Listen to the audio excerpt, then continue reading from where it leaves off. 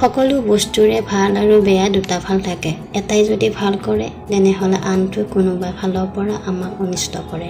ঠিক তেনেকৈ সকলো কথাৰো ভাল আৰু বেয়া দুয়োটাই থাকে। কোনোবাটো কথা যদি এটা সময়ত উচিত হয়, আকৌ সেই একেটা কথাই আন সময়ত অনুচিত বিবেচিত হয়।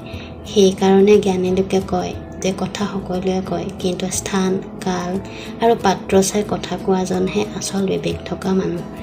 আপোনাৰ জীৱনত ঘটা কিছুমান ঘটনাক আপুনি দুঃসময় বুলি ভাবি দুখ কৰিলেও সেই একেটা ঘটনাক কিন্তু কোনোবাই বেলেগ দৃষ্টিৰে চাব পাৰে। কথা একে হ'লেও দৃষ্টিভংগী বেলেগ বেলেগ হ'ব পাৰে, কাৰণ জীৱনত সন্মুখীন হোৱা পৰিস্থিতিৰ পৰা পোৱা অভিজ্ঞতাৰ ফলতহে দৃষ্টিভংগী নিৰূপণ কৰে। জীৱনটো যিহেতু বেলেগ বেলেগ, গতিকে তাত পোৱা অভিজ্ঞতাখিনিও বেলেগ বেলেগ হয়। একেটা কথাতে কোনোবা বিবেকক স্থান দিয়ে, আকৌ কোনোবাই আৱেগক আগস্থান দিয়ে। আৱেগ আৰু বিবেক এই দুয়োটাকে তুলাচনীত ৰাখি বুদ্ধিৰে সমাপন কৰাজনহে আচল মানুহ।